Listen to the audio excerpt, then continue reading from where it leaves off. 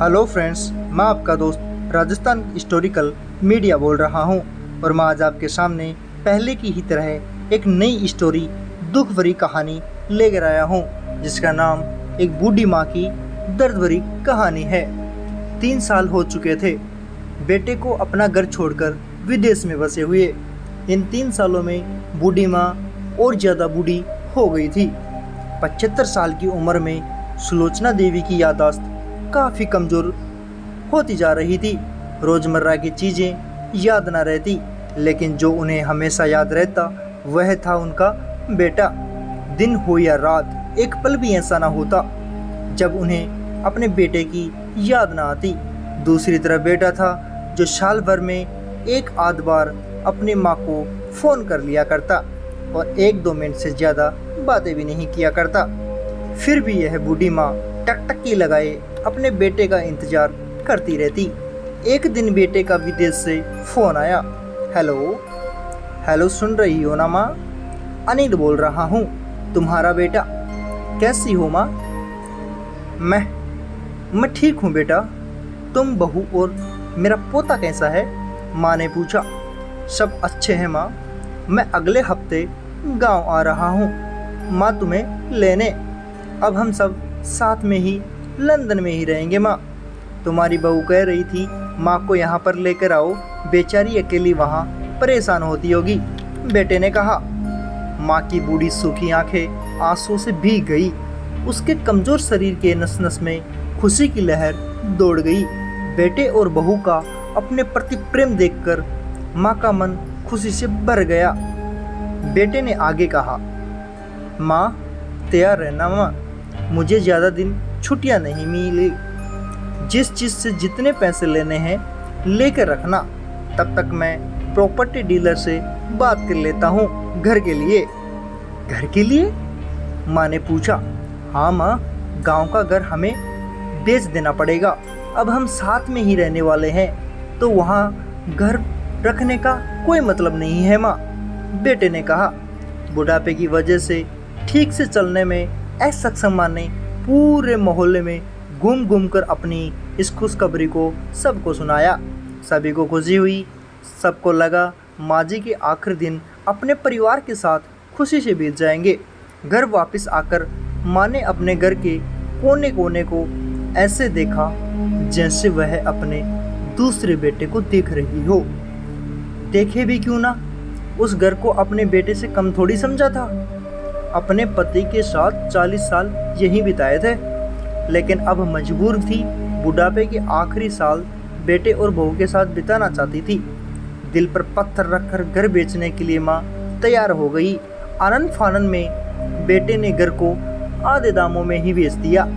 माँ ने ज़्यादा नहीं, लेकिन जिन चीज़ों से दिल लगा था उन चीज़ों को समेटा और बेटे के साथ टैक्सी में बैठकर एयरपोर्ट चली गई। एयरपोर्ट पर आकर बेटे ने माँ से कहा, माँ तुम यहाँ बेंच पर बैठ जाओ, मैं सामान और बोर्डिंग पास की जांच कराकर आता हूँ। वहाँ वक्त लगता है और खड़ा रहना पड़ता है, तुम्हें तकलीफ होगी, तुम यहीं आराम करो। मैं यूँ गया और यूँ आया। माँ बेंच पर बैठ गई और बेटा अंदर चला गया।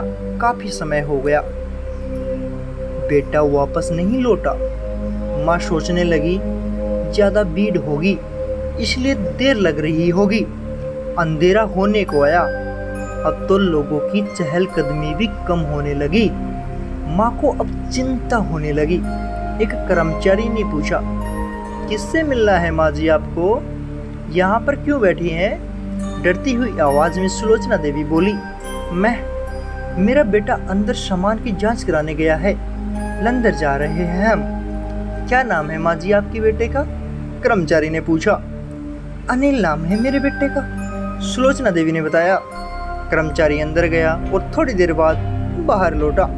उसने सुलोचना देवी से कहा, माँ जी लंदन जाने वाली फ्लाइट तो दोपहर में ही जा चुकी है और आपका बेटा भी उस फ्लाइट में बैठकर लंदन जा चुका है।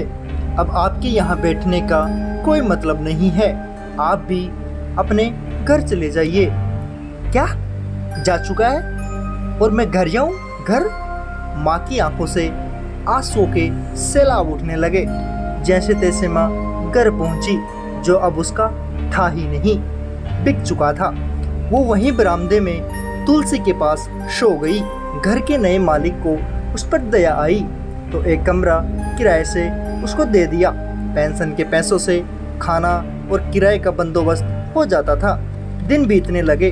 कुछ दिनों बाद घर के नए मालिक ने सुलोचना देवी से कहा, माँ जी, आप अपने रिश्तेदारों की यहाँ पर जाकर क्यों नहीं रहती? इस उम्र में आपके लिए वही अच्छा होगा। अच्छा तो होगा, लेकिन अगर मेरा बेटा वापस आया तो उसका ख्याल कौन रखेगा? मेरा बेटा बहुत भोला है, उसे अपना ख्याल रखना बिल्कुल नहीं आता। मैं कहीं नहीं जाऊंगी, क्या पता कब उसे मेरी ज़रूरत पड़ जाए। माँ ने कहा। दोस्तों, सच बता रहा हूँ, माँ की ऐसी बातें सुनकर मेरी आंखों से आंसू आ गए। किसी ने सच ही कहा है, पूत कपूत हो सकता है, लेकिन माता कभी कुमाता नहीं होती।